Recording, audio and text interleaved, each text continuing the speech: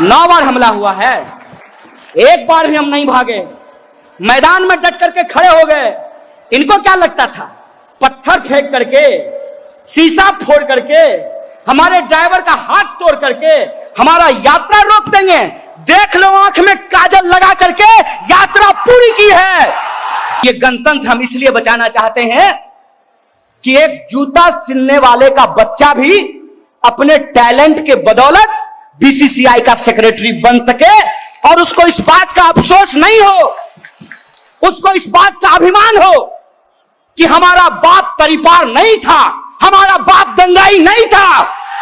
कोई अगर सिर्फ हिंदू हिंदू बोले तब भी सावधान हो जाइए, और कोई अगर आकर के सिर्फ मुसलमान मुसलमान बोले तब भी आप सावधान हो जाइए, क्योंकि इस देश के इतिहास ने यही हमको सिखाया है कि जिन्ना ने गांधी के साथ दोस्ती नहीं की, लेकिन सावरकर के साथ दोस्ती कर ली थी और हिंदू महासभा के साथ मिलकर के सरकार बनाया था। यह इतिहास याद रखिएगा। क्यों नहीं लोग निकले सड़कों पर? क्यों नहीं गए दिल्ली में? सारे के सारे नेता, सारा का सारा ऑफिस दिल्ली में है। लोग निकल करके अगर चले जाते तो दंगाई भाग जाते। हमने फेस किया है दंगाइयों को। 9 बार जनगण मन यात्रा के ऊपर हमला हुआ है। हम जानते हैं कि ये डरपोक लोग हैं, ये भाड़े के टट्टू हैं। इनके सामने आप खड़े हो जाइए, इनसे आंख मिला लीजिए, ये चापलूस भाग खड़े होंगे। ये भरोसा मैं आपको दिलाना चाहता हूं। मैं पूछता हूं कि खून बहता है, किसी का भी बहता हो, टोपी लगाने वाले का बहा हो या टीका लगाने वाला का बहा हो, बोलिए इंसानियत का कत्ल हुआ है कि नहीं हुआ है?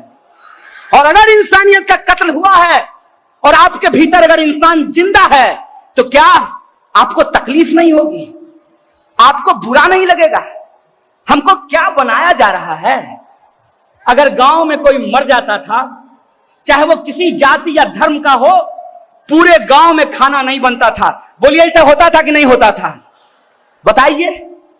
दंगा भड़का करके, भड़काऊ भाषण दे करके कपिल मिश्रा के ऊपर देशद्रोह का मुकदमा नहीं किया गया है, लेकिन इस देश में अगर आप सच बोलिएगा तो आपके ऊपर देशद्रोह का मुकदमा कर दिया जाएगा।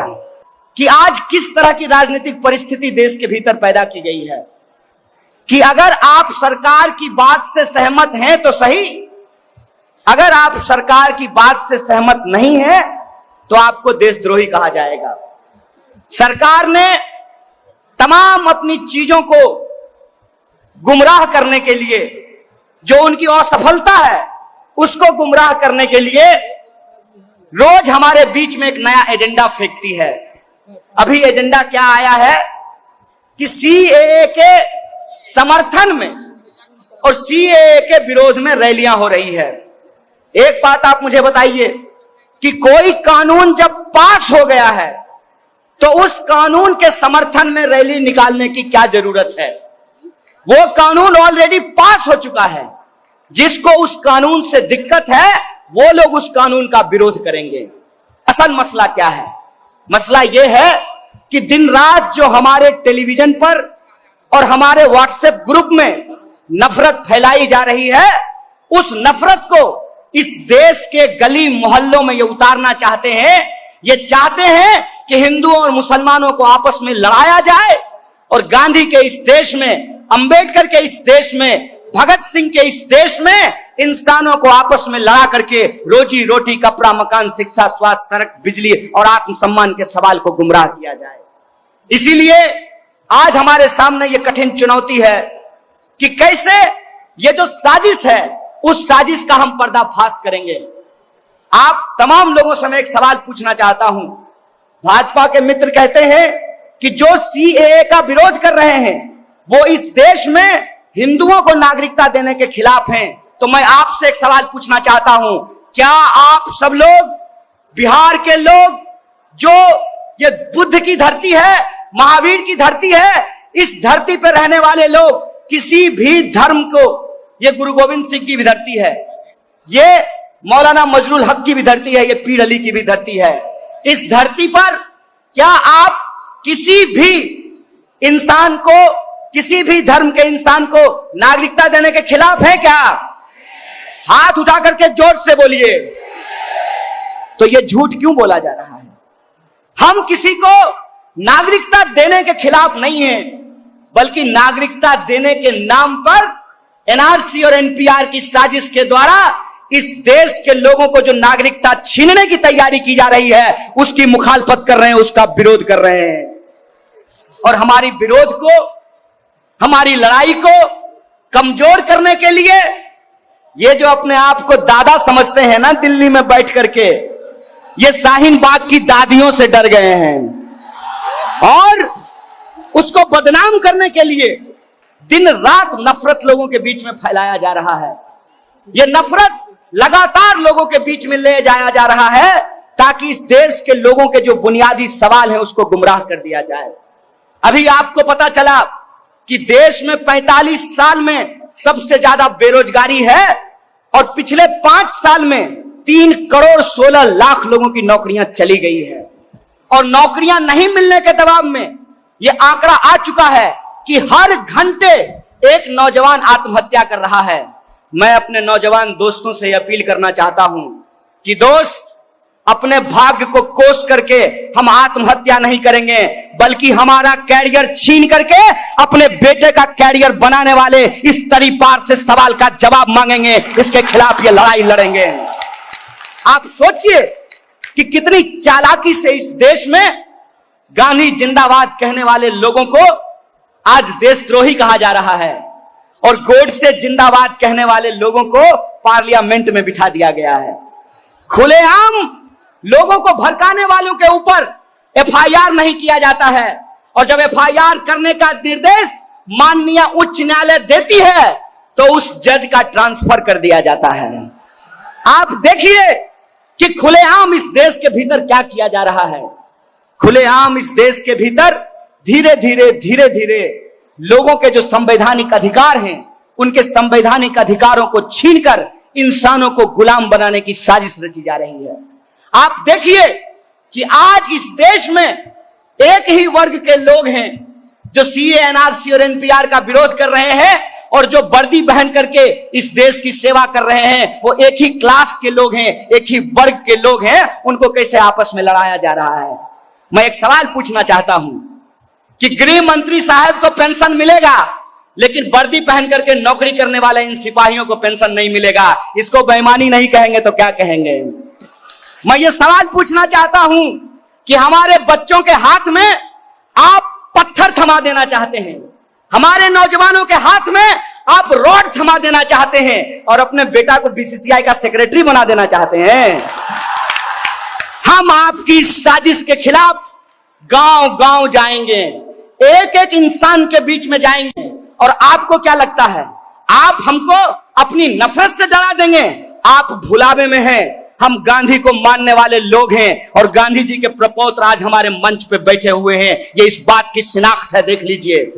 हम इस देश में आप तमाम लोगों को याद दिलाना चाहते हैं कि यही नफरत, जो नफरत आज इस देश के भीतर बोई जा रही है, इसी नफरत का नतीजा था कि इस खूबसूरत देश को 2 हिस्सों में बांट दिया गया। उस वक्त भी अंग्रेजों ने बड़ी चालाकी से गाय का मांस मंदिरों में फिकवाकर, सुअर का मांस मस्जिदों में फिकवाकर हिंदुस्तानियों को आपस में लड़ाया, भारतीयों को आपस में लड़ाया और फूट डालो राज करो की नीति के तहत इस देश का बंटवारा किया। मैं याद दिलाना चाहता हूं इस देश के हुक्मरानों को यह समझ में आना चाहिए कि इस देश में जो मुसलमान रह गए उन्होंने जिन्ना को नहीं गांधी को अपना राष्ट्रपिता चुना था। इस बात को याद रखना चाहिए।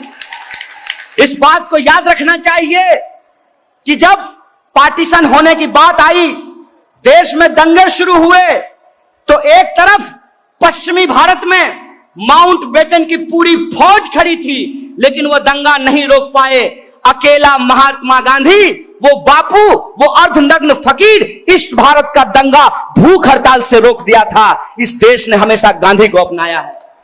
मुझे अफसोस है कि आज अगर गांधी दिल्ली में होते तो नॉर्थ ईस्ट दिल्ली जल नहीं रहा होता। अगर नॉर्थ ईस्ट दिल्ली जल नहीं रहा होता तो राहुल की भी जान नहीं जाती और नाजिम की भी जान नहीं जाती।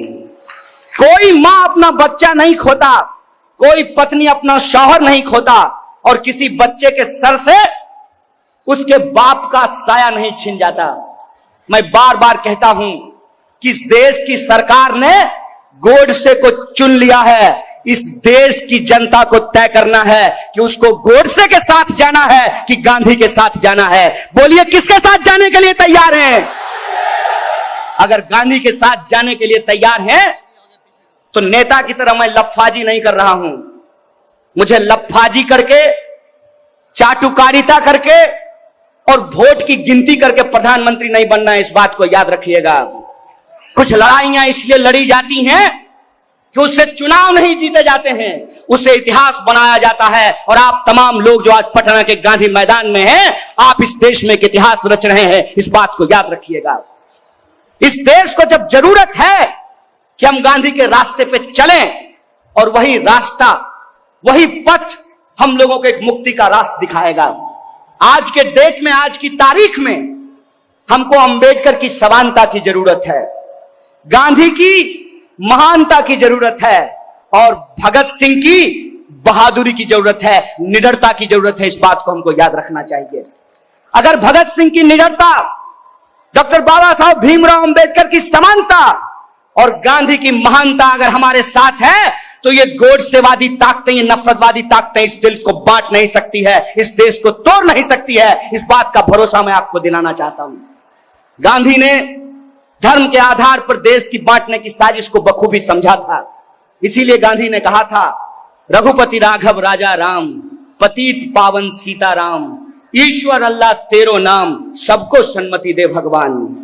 और आज अगर गांधी जिंदा होते तो इसी गाने के साथ वो ये बात जोड़ते, रघुपति राघव राजा राम, पतित पावन सीताराम, ईश्वर अल्लाह तेरो नाम, सबको सन्मति दे भगवान, सबको शिक्षा, सबको काम, रोटी कपड़ा और मकान, सब इंसान को मिले बराबर का आत्मसम्मान। इस गाने में ये बात जोड़ी जाती, ये बात जोड़ी जाती कि क्यों ऐसा हो रहा है कि एक तरफ देश में बेरोजगारी बढ़ रही है, हर घंटे नौजवान आत्महत्या करने को विवश है, खेत में किसान मर रहे हैं, सीमा पे जवानों की शहादत हो रही है।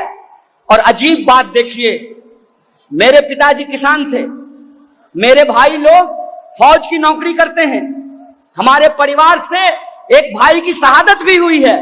लेकिन जब हम ये कहते हैं सबको शिक्षा, सबको काम, वरना होगी नींद हराम, तो ये कहते हैं कि हम देश को भड़काने का काम कर रहे हैं। साहब, हम देश को भड़काने का काम नहीं कर रहे हैं। इस मिट्टी पे हम पैदा हुए, हमारे पुरखों ने जान गवा करके जो आजादी हमको दिलाई, कसम चंद्रशेखर आजाद की, उस आजादी को बचाने की बात कर रहे हैं, उस संविधान को, उस आईन को बचाने की बात कर रहे हैं।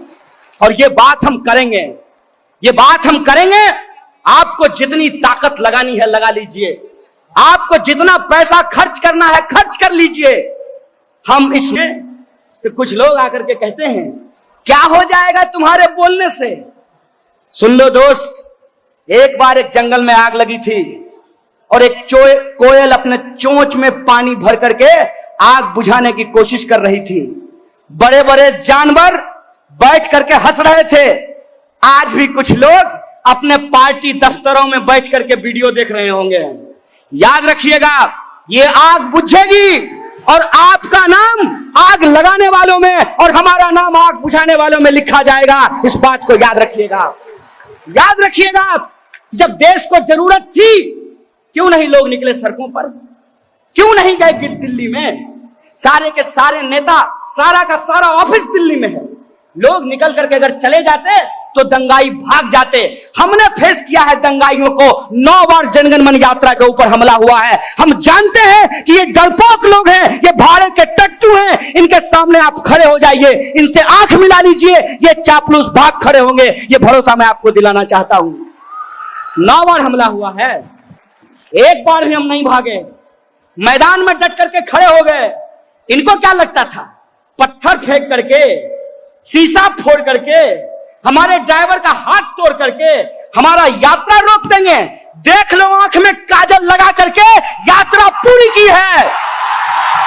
लेकिन हम यहां रुकने वाले नहीं हैं, हम यहां रुकने वाले नहीं हैं, क्योंकि मैंने आपको कहा कि लोगों को और नेताओं को पॉलिटिकल स्टंटबाजी से बाहर निकलना पड़ेगा, अपने चुनावी गुनागणित से बाहर निकलना पड़ेगा और यह समझना पड़ेगा कि आज अगर इस देश का बच्चा बच्चा आजादी का नारा लगा रहा है, इसका मतलब सचमुच जो आजादी हमको 47 में मिली थी, आज उसके ऊपर हमला है, उस पर खतरा है, और उसको बचाने के लिए, गुलामी को हराने के लिए हमको आजादी के नारे को बुलंद करते रहना पड़ेगा।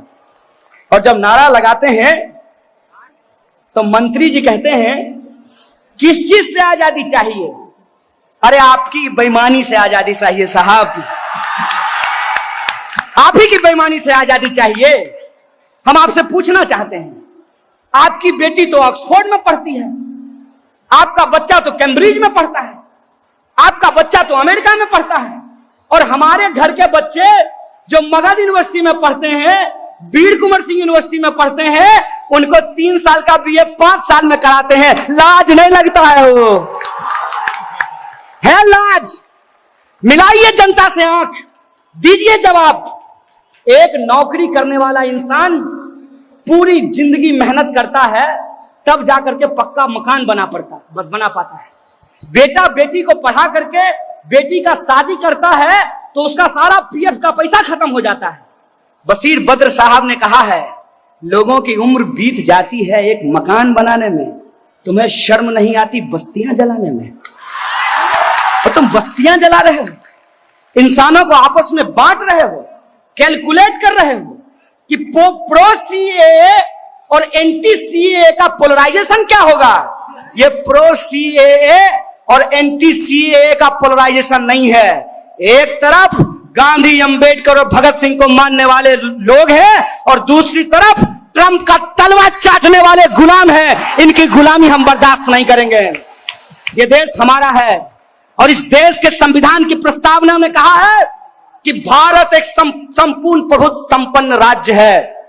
और जब संपूर्ण प्रभुत्व संपन्न राज्य है तो क्या अमेरिका, क्या रसिया, क्या चाइना, क्या जर्मनी, हम किसी की गुलामी बर्दाश्त नहीं करेंगे। हम भारत के लोग हैं, आजाद देश में पैदा हुए हैं, अपनी आजादी के साथ अपनी जिंदगी को जिएंगे। ये बात इनकी आंखों में खटकता है। इनको लगता है कि हर किसी के हाथ में आज मोबाइल है, और कोई भी लड़का जिसको कोई नहीं पहचानता है वो टिकटॉक स्टार बन सकता है। हर लड़के के हाथ में आज इंस्टाग्राम है, जिसको कोई पहचान नहीं मिली, क्लास में जिसको मॉनिटर नहीं बनाया गया, आज भी हो सकता है कि इंस्टाग्राम पे उसके 50,000 फॉलोवर हों। और रेस्टोरेंट वाले उसको फोन करते हो कि ये भैया हमारे रेस्टोरेंट में आ जाइए ना, एक प्लेट खा करके फोटो डाल दीजिएगा, 10,000 रुपया हम आपको दे देंगे। ये जो मोबाइल है, ये मोबाइल हमारी ताकत है। इस मोबाइल ने हमको इंपावर्ड किया, हमको शक्तिशाली बनाया है। देखिए बेईमानों को कि कितनी चालाकी से ये शक्ति आज हमारे हाथ से छीन लिए हैं। उसी मोबाइल का इस्तेमाल करके नीरज और नसीम को आपस में लड़ा रहे हैं। उसी मोबाइल का इस्तेमाल करके इस देश में कन्हैया और कामरान को एक दूसरे के खिलाफ खड़ा किया जा रहा है। उसी मोबाइल का इस्तेमाल करके एक तरफ गांधी जी के ऊपर फूल का माला भी चढ़ाते हैं, और मन ही मन गोडसे जिंदाबाद का नारा भी लगाते हैं। उसी मोबाइल के जरिए रोज नया मुद्दा आपके सामने फेंक करके जो आपका बुनियादी सवाल है उससे आपको गुमराह कर दिया जाता है। आपको सुनकर के आश्चर्य होगा, एक एक आंकड़ा उठा करके देख लीजिए। 12,000 किसानों ने आत्महत्या की है पिछले कुछ महीनों में। अगर आप बलात्कार की बात करेंगे, हर 3 मिनट में बलात्कार की कोई घटना होती है। आप देख लीजिए, जो बेसिक सुविधा की बात है, कितनी बड़ी बड़ी बातें की जा रही थी। अगर आप सरकारी अस्पताल में इलाज कराने के लिए चले जाइए तो जो मरीज का इलाज कराने के लिए जाएगा, पेशेंट के साथ अटेंडेंट भी वापस बीमार होकर के आएगा। बोलिए ऐसी हालत है कि नहीं है? कहां जा रहा है बजट? क्या हो रहा है हमारे पैसे का? सरकार कहती है कि शिक्षा पे खर्च करने के लिए पैसा नहीं है, लेकिन हवाई जहाज पे उड़ने के लिए सरकार के पास पैसा है। तो ए बाबू, तुम हो घूमो हवाई जहाज में, और हमारा बच्चा ट्रेन की बोगियों में, जनरल बोगी में। जनरल बोगी का बात आपको बताते हैं। जनरल बोगी में अगर दिल्ली जाना हो ना, प्यास लगने पर भी लोग पानी नहीं पीता है कि पेशाब लग जाएगा तो कैसे जाएंगे पेशाब करने के लिए। बोलिए हकीकत है कि नहीं है? जनरल बोगी में दोनों बर्थ के ऊपर गमछा बांध करके उसके ऊपर लोग सो जाता है, खाता नहीं है। कि पच जाएगा तो स्वच्छ भारत अभियान में शौचालय जाना पड़ेगा। इस देश की ऐसी हालत बना करके रखी है, और आप चाहते नहीं है कि बुनियादी सवालों पर बहस हो। जब पूरा देश एनआरसी में उलझा हुआ था, बड़ी चालाकी से एलआईसी को बेच दिया गया। और आपकी जानकारी के लिए बता दूं कि अब सरकारी बैंकों को बेचने की तैयारी की जा रही है। बिहार के जो पुरनका लोग हैं उनको यह बात याद होगा कि लोग कहते थे कि प्राइवेट बैंक में पैसा मत जमा कीजिए, प्राइवेट बैंक आपको ज्यादा ब्याज का लालच देगा, लेकिन कब आपका पैसा लेकर के भाग जाएगा इसका गारंटी नहीं है। क्या जी? सब लोग आपको बता देंगे, जाइएगा देख लीजिएगा। पटना जंक्शन के बगल में जो पुल है, उस पुल के सामने से देखिएगा तो अभी भी हेलियस ग्रुप लिखा हुआ मिलेगा। हेलियस बैंक बिहार में था कि नहीं था? कहां गया हेलियस बैंक? क्या हुआ पेयरलेस बैंक का? क्या हुआ जेबीजी बैंक का? इस देश के गरीबों का जो 10 रुपया 20 रुपया रोज जमा करते थे, वो पैसा लेकर के भाग गया। और आज वित्त मंत्री कह रही हैं कि सरकारी बैंक प्राइवेट बैंक के मुकाबले में दक्ष नहीं है। अरे अपनी दक्षता छुपाने के लिए, अपनी अक्षमता छुपाने के लिए आप बैंकों के ऊपर मत डालिए। अगर हम इस देश के लोग बुरी से बुरी परिस्थिति में बैंक को चला सकते हैं, तो हम बैंक को मुनाफा में भी ला सकते हैं। आप अपने कॉरपोरेट दोस्तों के साथ गलवहियां करना बंद कर दीजिए, सरकारी बैंक मुनाफे में आ जाएंगे। कहते हैं एनपीए का बात, किसान का जो कर्जा है ये एनपीए है, लेकिन जो कॉरपोरेट का 1,76,000 करोड़ रुपया जो कर्जा माफ किया गया, वो एनपीए की ये चर्चा नहीं कर रहे हैं। देश में लूट मची हुई है, इसीलिए देश की जनता को धर्म के नाम पे उलझाया जा रहा है। इसीलिए मैं आप तमाम लोगों को ये कहने के लिए आया हूं कि सीएए, एनआरसी और एनपीआर की लड़ाई अपने आप में एक बड़ी लड़ाई है। और इस बड़ी लड़ाई की 2 सबसे बड़ी चुनौती है। पहली चुनौती तो यह है कि सरकारी अस्पताल में पैदा होने वाले बच्चे जो अपनी पूरी जवानी सरकारी नौकरी खोजने में बिताते हैं, उन बच्चों को कैसे रोजगार दिया जा सकता है, यह सबसे बड़ा सवाल है। और अगर उन बच्चों को रोजगार नहीं मिलेगा, तो ये जो धर्म के नाम पे धंधा करने वाले लोग हैं, धर्म के नाम पे जो दंगा करने वाले लोग हैं, ये हमारे घरों को जलाते रहेंगे। और एक बात याद रखिएगा कि आग की कोई जात नहीं होती और आग का कोई धर्म नहीं होता। आग जब लगता है तो उसके सामने जो भी पड़ता है वो उसका घर जला देता है, उसका जीवन जला देता है। हमको इस आग को बुझाना पड़ेगा।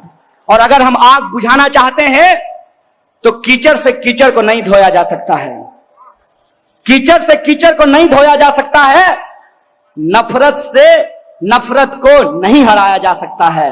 जैसे कीचड़ को धोने के लिए पानी की जरूरत पड़ती है, वैसे ही नफरत को हराने के लिए मोहब्बत की जरूरत पड़ती है। जब भी कोई आकर के आपके धर्म का नाम ले, कोई अगर सिर्फ हिंदू हिंदू बोले तब भी सावधान हो जाइए, और कोई अगर आकर के सिर्फ मुसलमान मुसलमान बोले तब भी आप सावधान हो जाइए। क्योंकि इस देश के इतिहास ने यही हमको सिखाया है कि जिन्ना ने गांधी के साथ दोस्ती नहीं की, लेकिन सावरकर के साथ दोस्ती कर ली थी और हिंदू महासभा के साथ मिलकर के सरकार बनाया था। ये इतिहास याद रखिएगा। ये इतिहास इस देश में ना दोबारा दोहराया जाए, इसीलिए इस देश में हमको ये तय करना पड़ेगा, हम तमाम लोगों को ये तय करना पड़ेगा, चाहे वो हिंदू हो या मुसलमान, कि हमको गोडसे के रास्ते पे चलना है, जिन्ना के रास्ते पे चलना है, या हमको भगत सिंह, अंबेडकर और गांधी के रास्ते पे चलना है। ये बात हमको तय करना पड़ेगा।